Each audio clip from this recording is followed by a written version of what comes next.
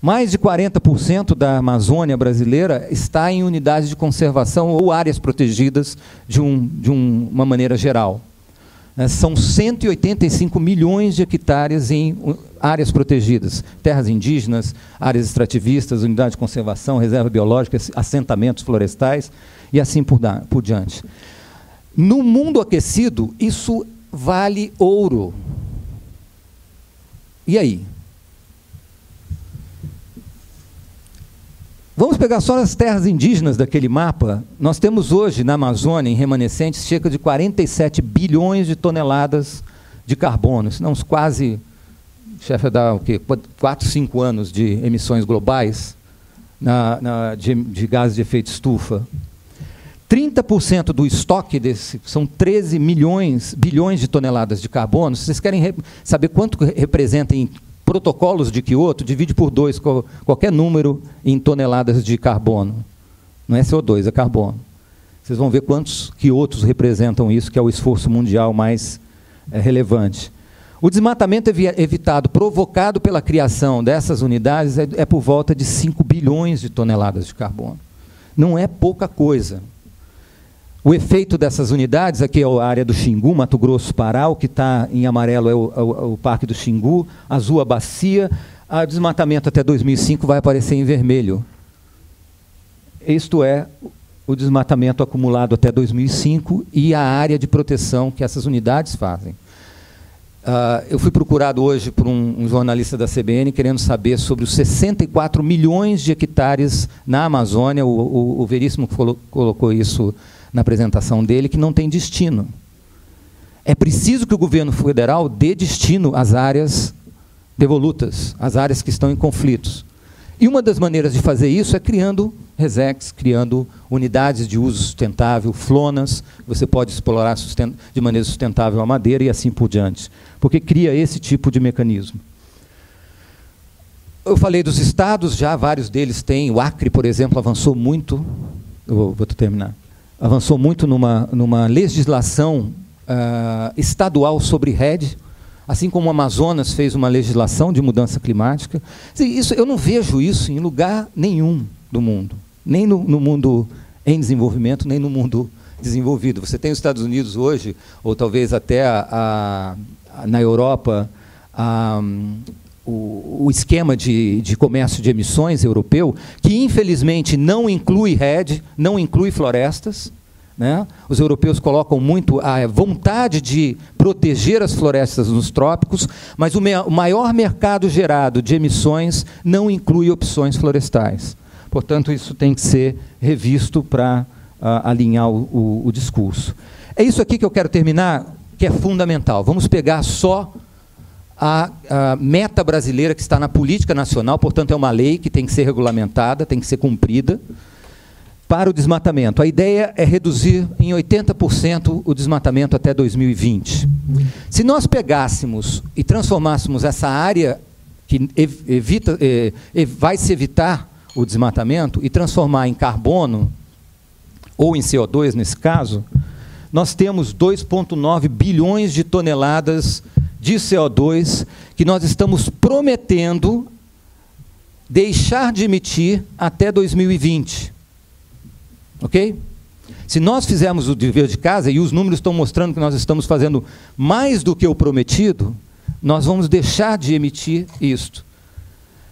Se nós traduzirmos esses números, eu não vou fazer essa conta aqui, porque seria muita pretensão, o quanto que a Europa deixa de ter prejuízo com a mudança do clima no futuro, esse tipo de esforço tem um papel fundamental nessa conta do clima. Se nós pegássemos e transformássemos os 2,9 bilhões de toneladas em dinheiro, e aí eu não vou dizer se isso é crédito de carbono, se isso é certificado, é só para dar uma dimensão do número, tá? E usássemos o que o mercado aí de carbono diz, vamos supor, entre 3 dólares, que é muito baixo por tonelada de carbono, até 15 dólares, se fala às vezes em 30 dólares, o Werner talvez possa até dar números mais atualizados, mas vamos pegar aí entre 3 e 15 dólares, ou entre R$5 e R$25 por tonelada de CO2, nós teríamos entre 13 e 68 bilhões de dólares que nós estaríamos, se considerássemos esse mercado, não é isso que eu estou dizendo agora, que tem que ser feito, mas se considerássemos, de remuneração. Alguém falou em 17 bilhões, né, por ano para resolver o problema. Os números que a gente tem são bem menores do que esse, portanto é mais barato ainda. Eu acho que dá suficiente. O que está por trás desse número é basicamente o seguinte: a sociedade brasileira está optando, e aí na Amazônia especificamente, por uma questão de criação de unidade de conservação e uso sustentável de floresta, está optando por um outro caminho do que aquele posto e imposto pelo comércio internacional de commodities, que é transformar a Amazônia inteira em pastagem ou em soja. Guardada aí, obviamente, as restrições de solo, clima e relevo. Que nós poderíamos, no que está posto de comércio, ganhar muito. Nós temos, inclusive, essa conta que foi publicada naquele artigo da Nature que eu falei. Mas não estamos fazendo isso. A pergunta que eu deixo aqui, final, antes de encerrar, é o que fazer? Como agir? E o Brasil tem todo o protagonismo, ele tem toda a liderança assegurada pelas decisões que fez e que o governo vem fazendo para ser líder nesse processo.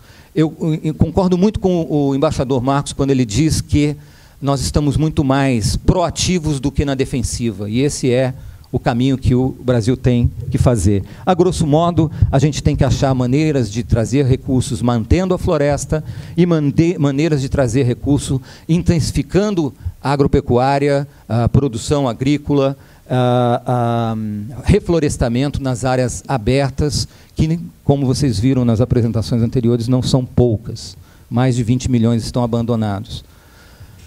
É isso. Quem quiser saber um pouco mais de como a gente usar os 2,9 bilhões de toneladas de CO2, agora, em algumas semanas, nós estamos lançando um livro que chama REDD no Brasil, Fundamentos, Critérios e Estrutura para um Regime Nacional de REDD, que é publicado junto com a Secretaria de Assuntos Estratégicos da Presidência da República, que inclusive eu estou tentando tirar um prefácio do embaixador Samuel, não sei se ele está presente, mas enfim, nós devemos fazer essa publicação com os modelos de aplicação daqueles recursos, que envolve estados, que envolve vários beneficiários que vivem na Amazônia. A última mensagem é: dá para fazer a desmatamento zero. Agora, não vamos esquecer que não dá para fazer desmatamento zero na Amazônia com as custas do nosso pobre bioma cerrado. Não vamos cair na lógica, que eu não sei se vocês lembram de uma propaganda sobre fertilizante ou sobre produção, que o pai com o filho chega na sacada da fazenda, da casa da fazenda, e diz para o filho: filho, quando eu cheguei aqui não havia nada, e aparece um cerrado lindíssimo. Agora veja, e aparece uma grande plantação de soja. Quer dizer, não que a soja seja o problema, mas é preciso mudar o paradigma de produção e, inclusive, o paradigma ambiental. Enquanto tivermos o jogo de força e não entendermos uma nova lógica que é colocada pelo aquecimento global, que, diga-se de passagem, ela é para sempre, gente. Não é uma coisa que nós vamos resolver nos próximos 20 anos. Portanto, uma nova ordem se coloca. E eu espero que a sociedade brasileira continue no rumo que está. Tem muita coisa para fazer, mas eu acredito muito na sociedade amazônica. Eu já falei 3 vezes que eu ia terminar e não termino, mas enfim.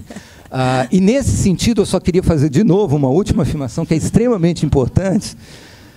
Não dá para continuar no processo de valorização da Amazônia de uma maneira isolada. O Brasil não é locomotiva da América Latina no sentido ambiental, porque no sentido ambiental não se tem locomotiva e nem vagão. Tem uma série de coisas acontecendo ao mesmo tempo e, portanto, a união dos países amazônicos ela é fundamental, especialmente através do Tratado Amazônico. É impressionante como, historicamente, na Convenção de Clima, o governo brasileiro tem optado para fazer alinhamentos com a China e Índia e deixado a revelia os outros países florestais e amazônicos.